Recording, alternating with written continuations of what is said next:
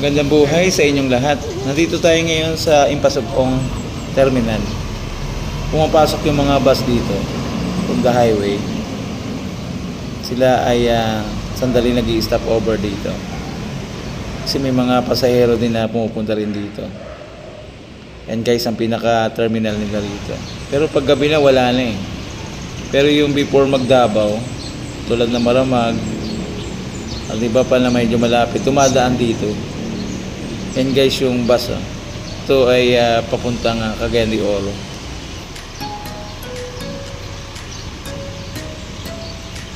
Good boy.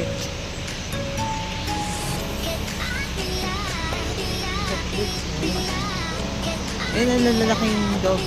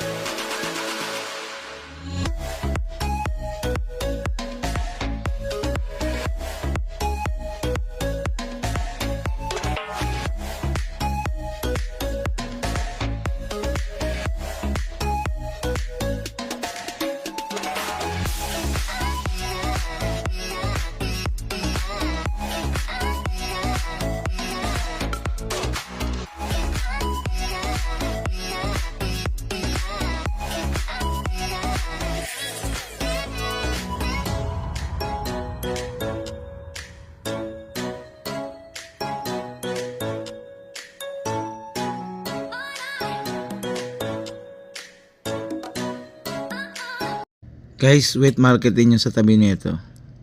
At tabi lang gintuan ng bus, meron din silang CR.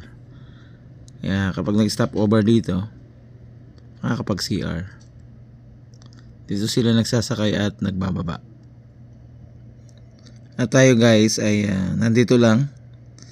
Dahil bumili tayo ng kailangan natin, tayo ay magtutour dito sa Bukidnon.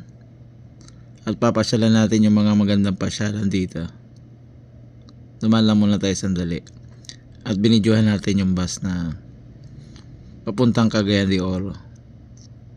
Sa ating mga konduktor at driver at mga pasahero, ingat po tayong lagi. At shoutout sa lahat ng mga taga Impasugong at sa lahat ng mga taga Bukidnon at ganoon din sa mga taga Mindanao.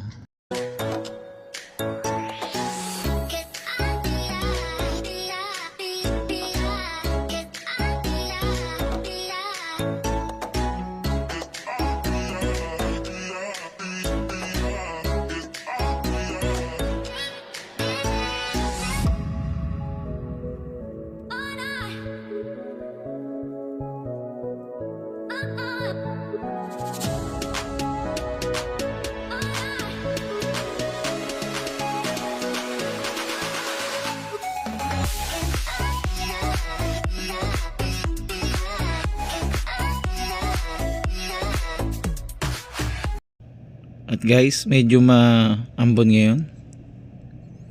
Kaya ingat-ingat lang sa ating mga pasahero.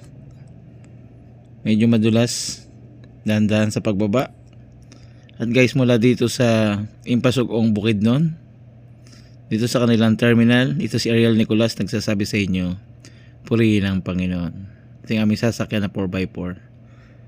Enjoyin lang natin ang ating pupuntahan.